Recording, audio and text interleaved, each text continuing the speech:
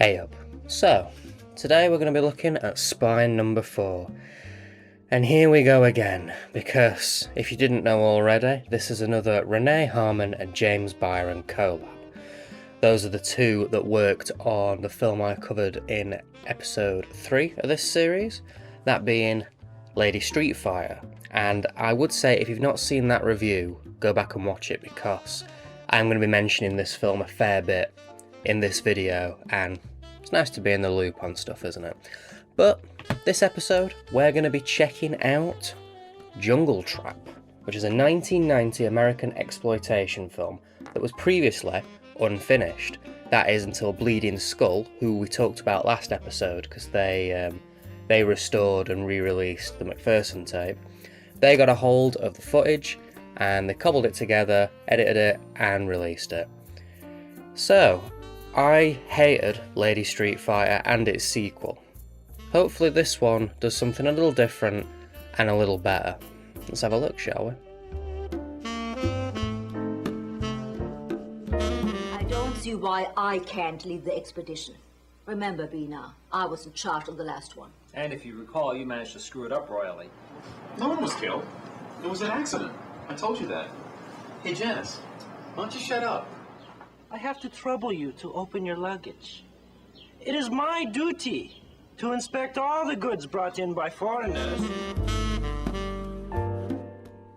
Like Lady Street Fighter, I found this film really hard to keep up with. The plot follows a group of explorers headed by Harmon, who are wanting to set out into a jungle for the second time. The previous time they'd been there ending in disaster and the death of a team member. When they get there again, they end up in a hotel that is, for some reason, run by tribal ghosts who are out to get them. Will they make it out alive? Was it all a setup? Does it even make any sense? I can answer that last one for you. No, not really. Only a short one again this time, 72 minutes once more. And it's clearly got a bigger scope than Lady Street Fighter did. And funnily enough, it does veer into being charming here and there, but for the most part, once again, it's a dull, incoherent slog.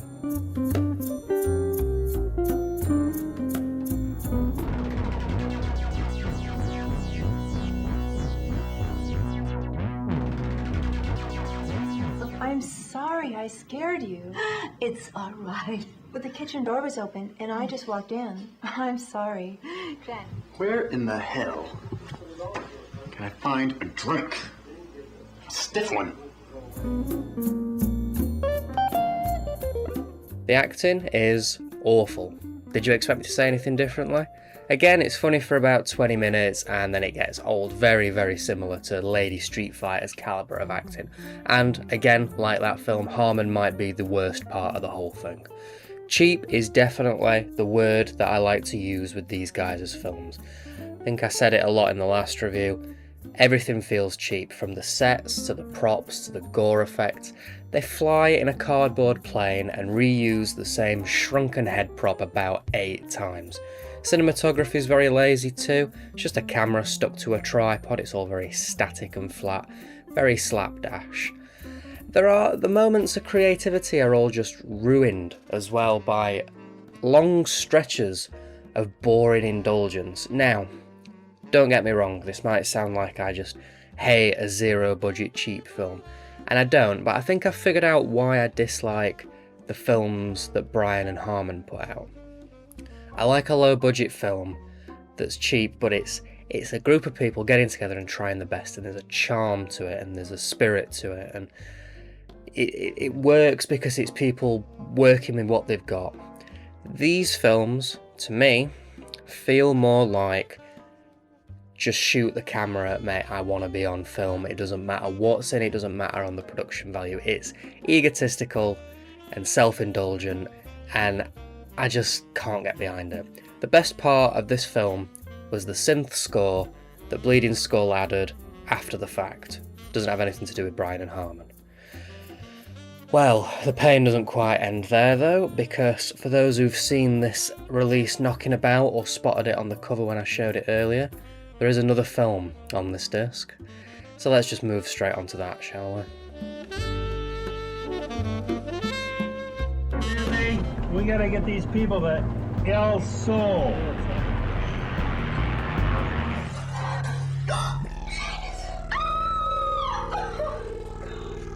Victim of the mighty warrior.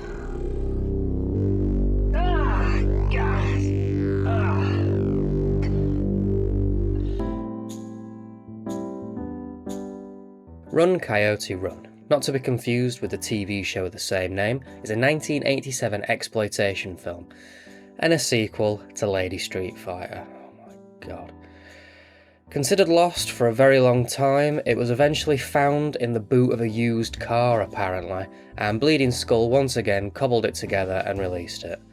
Cheers guys.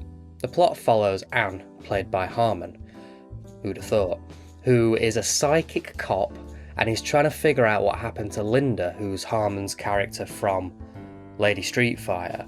But there's a group on Anne's tail and they're trying to stop her from gathering information and from finding the tape that Linda was after in the first film. Only 72 minutes again. I am so glad that these are short, but it is once again awfully paced and really doesn't work. I actually nearly fell asleep to this one, and I'm not someone who can fall asleep while watching a film, but I was nodding off to this and it wasn't even 4 in the afternoon.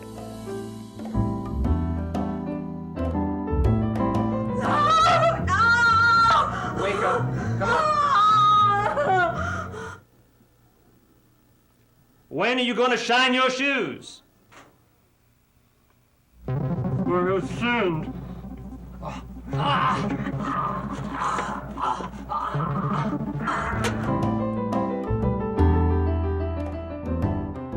You all know what I'm going to say here. The acting's terrible, Harmon's still shit, it feels like a vanity project, it's got bad pacing. I'm just repeating myself at this point, but funnily enough, so does this film. Once again, like Revenge of Lady Street Fighter, the film uses a lot of footage from the original film, meaning that I had to watch clips from Lady Street Fighter for a third time. Here's a little clip that I recorded of me realising what was happening about 2 minutes in.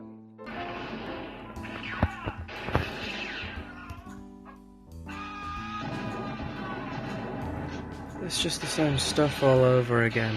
AGFA, please stop making me watch Lady Street Fighter. I didn't like it the first time. It gets weirdly meta as well, merging scenes from the original with scenes from this as if they're currently happening, and it just feels jumbled and wacky for the sake of it. It doesn't feel like it's got much purpose. Outside of that, it's just Harmon wandering around, talking to people about the first film. It's just super dull, it's the same old shit, you've heard me say it all before. What is wrong with Harmon and Bryan? Why do they keep insisting on showing me footage from the same film that wasn't good to begin with?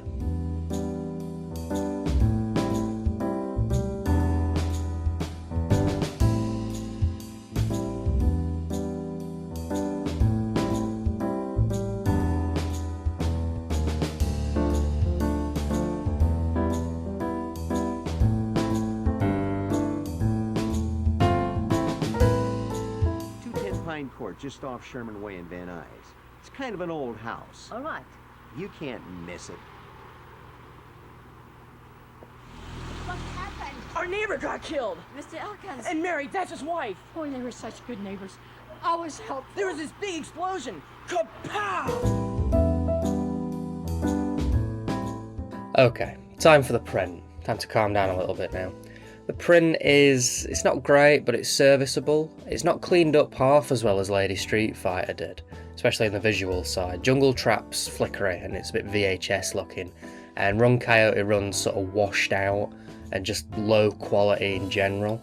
Weirdly though, all the reused clips from Lady Street Fighter don't have that annoying hiss in the background, so weirdly, it's more watchable than the Lady Street Fighter disc for the clips of Lady Street Fighter. Bizarre.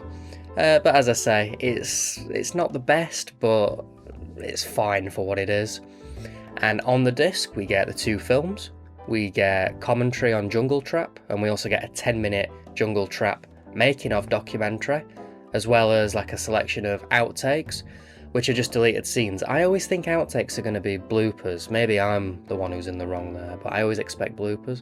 But it's just some deleted scenes. Doesn't really add much, not really worth your time. And finally on the disc, we get a short, unreleased and unfinished horror film from James Bryan. Will this disc ever end?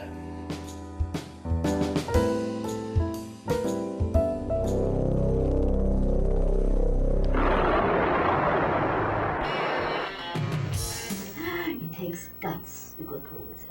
No one wants a change. No.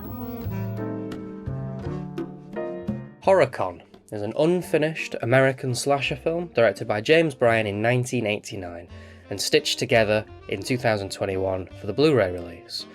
Running at about half an hour long, it's nothing more than a collage of shots, no sound, of a convention hall. There's a band playing, there's a panel, there's people in costume, you know, that sort of stuff.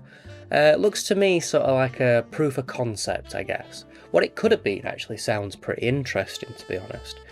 Pretty standard, basic plot, a slasher film set at a convention, but it sounds like a decent idea, really. I don't think I've actually seen that done. That could have worked quite well. Honestly, the stuff that we get here, it's cleaned up really nicely, it's remastered really good, it looks great. It might actually be the most competent looking thing I've seen James Bryan do, but that might be because no one's actually talking. Now, for the casual viewer, there's not really much here. It is just more of a curiosity piece, I guess, but it's nice that it was included.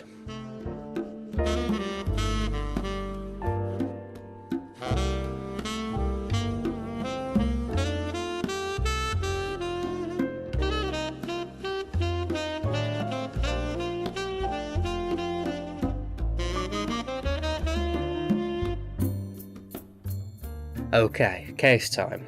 And this is the last of the two annoying ones that don't have a slipcover, so we can shut up about that now, which is nice.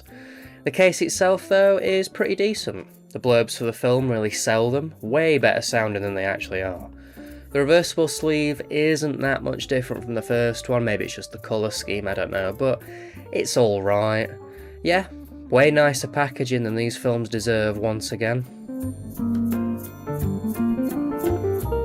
Overall then, this was a long one to get through. Jungle Trap might actually be my favourite of the Harmon Bryan collabs, but I still didn't really care much for it. There's moments here and there, you know, funny acting, cheap ridiculousness, but for the most part it's just a slow, boring vanity project that I just really didn't get much out of. It might be fun to watch with friends and alcohol, I don't know. Run Coyote Run is definitely not worth your time. It is once again Lady Street Fighter repackaged with terrible stuff added around it. It just, if you like Lady Street Fighter, you might get something from it, but to me it does just feel like two people beating a dead horse once again, and the horse wasn't even alive to begin with. I could not recommend either of these films, but if for some reason you are looking to watch them, this release is the way forward. It's decent and there's plenty on the disc to keep you occupied. But don't go looking for these. They're not worth your time. So, not great. This episode, not great at all, but I am looking forward to next episodes. Bit of a unique one, made for a very specific and very interesting purpose. We're going to be looking at the Zodiac Killer.